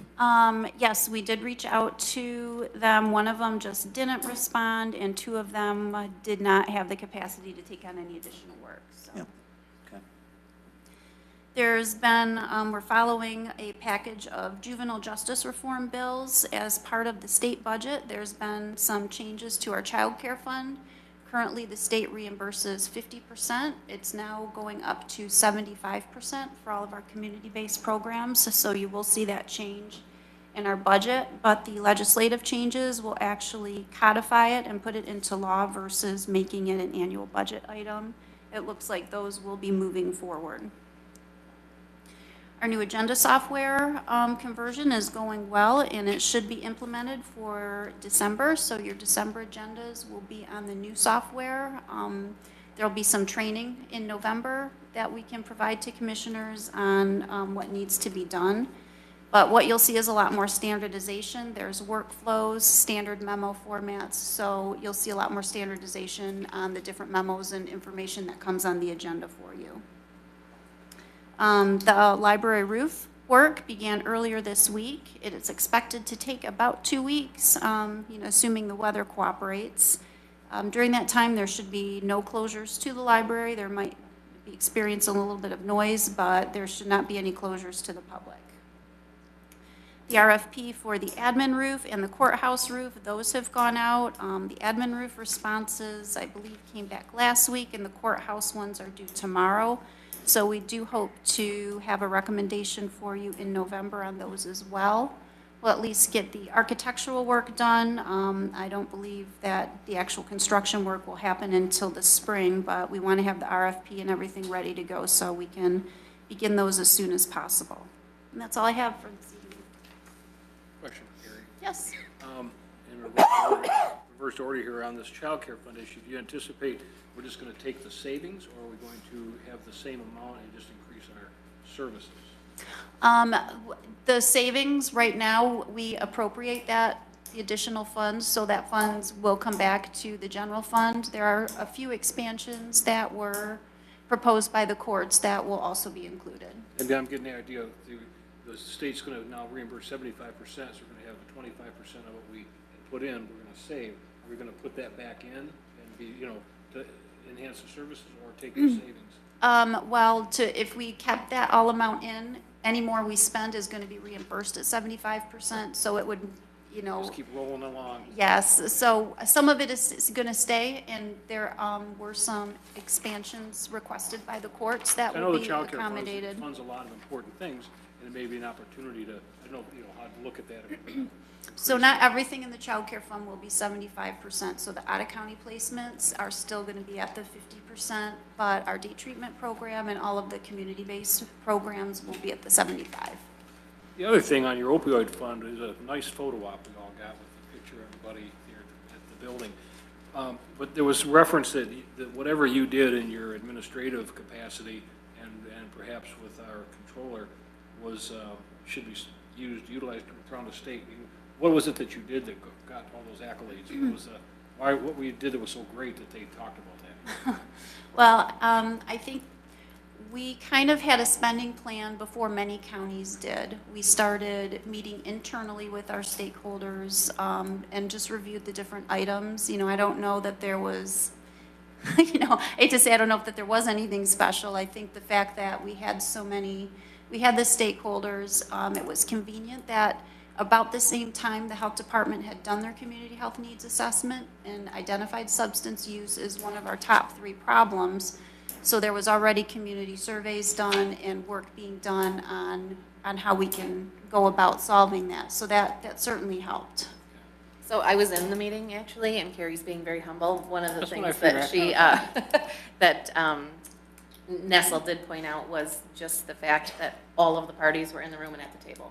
So you had people from the prosecutor's office, from front of court, the judges, I think all of the judges. And so she was just very impressed with the fact that everyone got together. And then there was another piece that I believe had to do with Did they all get along too? I mean, in that particular room, I don't know about the others.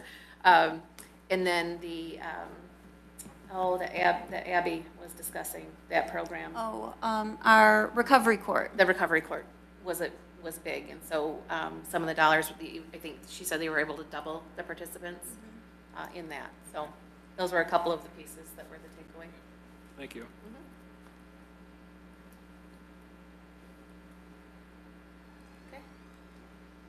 Any more questions for Oh, Gary? I'm sorry. You're up, Jeff. A motion for the administrator's report. So moved. Support. All in favor? Aye. Miscellaneous business? Seeing none, receiving. I have one. Okay. October 24th, and I want to give a thank you to Metro Planning at the county. The township, 23 townships will be able to come here for classes that night for training, and they do an excellent job, so it really saves the township's money. I believe the cost is $20 per person, if my memory is correct. And it's great that the county does this for us. It's much cheaper than having our residents travel to Frankenmuth or other places in the state. So I want to thank the Metro Planning for doing that. Receive and file. So moved. Baldwin. Support. Whedon. All in favor? Aye. Adjournment. Motion to adjourn. Support. All in favor? Aye. Aye. You're adjourned.